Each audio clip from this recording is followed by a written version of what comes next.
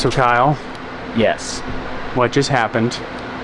Well, to put it bluntly, the mold just broke. So, Yep.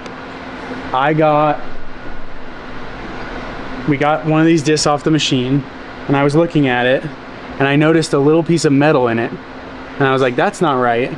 And then on the other side, I noticed it was going all the way through the rim, and I thought, could that be something that made it through the machine, or could that be a piece of the mold? And then I said, what did I say? We might have a very big issue. Is that what I said? something very similar to that. It was about as PG as that statement, though. Sure. And then when the mold opened the next time, the next disc came out with a gap on it. Yep. And we looked, and there was a piece that fell off of the canyon core. Yep. And we actually know what that piece looked like because it's right here. Yeah, luckily it's we could recover it. This is the piece. And you just said something off camera that was really good. It was a matter of when, not if.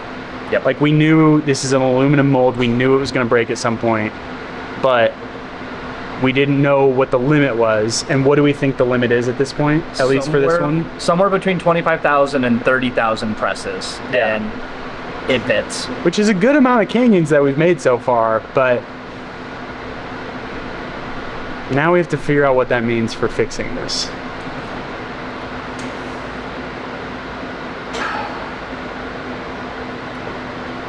Yep. Yep.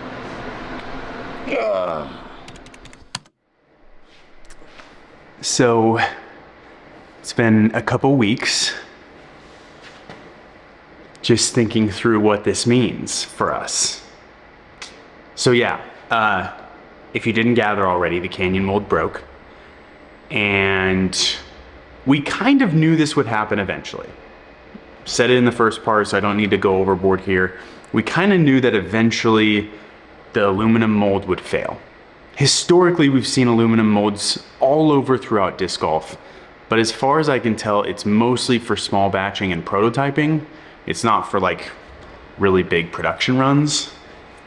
And we didn't really estimate how many discs we would make this year in the canyon mold, but without the Proto Canyon, we've already run it somewhere between 25 and 30,000 times. So I should feel like really nervous right now and tell you like the canyon may never exist again. Go get a canyon while you can. But the reality is we knew it was going to happen eventually. We knew this is what we were signing up for, and honestly, 25 to 30,000 with aluminum, not too shabby.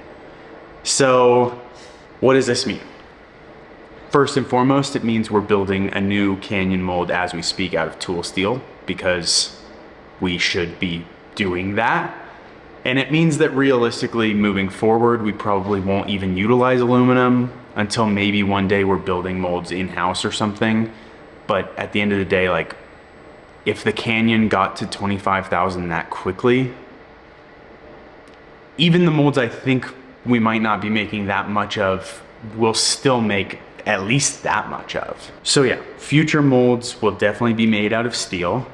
And even though we were about to make the next mold, which will be after Procyon, our distance driver, we're now needing to pivot, do canyon first, because it's an existing mold that we want to be able to make when we need to make it. Which brings me to another point I should have brought up earlier, which is we were 2 to 3 weeks away from finishing the canyon production run, which means the mold didn't break right when we started making canyons for the second time after the first run, but it broke after we'd made a really decent chunk of the second run and the phone case run. So that's a really good thing. And honestly, I'm like, I don't know if I'm just like trying to cope and find the silver lining here, but like it broke at the right time. You'd think I would be more disappointed, but it's just a reality. And I feel like I've done not as good of a job as of late of sharing the struggles as I have sharing the successes. So I at least wanted to share with you all, and I'm happy I thought to even just pull out the camera in the moment. All of that said, if there is one thing that is a bummer about the Canyon mold breaking, it's that it broke while we were making the first day of 5 Discs in 5 days. So if you didn't already know, towards the end of each year, we do a thing called 5 Discs in 5 days. Well, we did it last year. We're gonna do it again this year, and we'll probably do it moving forward. So I'm gonna just pretend it's an annual tradition, even though we're just starting it again.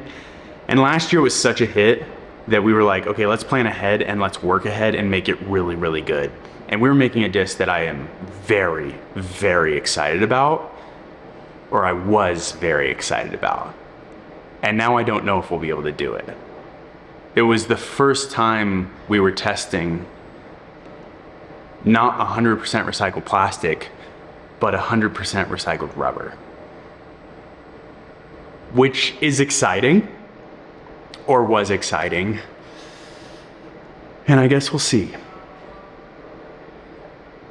This is the name of the game, so it's not a complaint in any way whatsoever. I'm not trying to share this to say, look how hard it is, our mold broke. I'm trying to say, hey, you're a part of this with us, so you should know, you're a stakeholder in this thing, you should know that one of your molds broke. Because that's what happened. But yeah, clearly 2 weeks later, I'm still getting my head straight about what this means. But the good news is we have enough molds. We keep production rolling on the other molds. We have a distance driver to focus on right now, and that's demanding a lot of our attention, for sure. But, you know, yeah. I don't really know how to end this, so I'll just say, I turned to Kyle after that happened, and I said, you can't make an omelet without breaking a few molds. So here we are.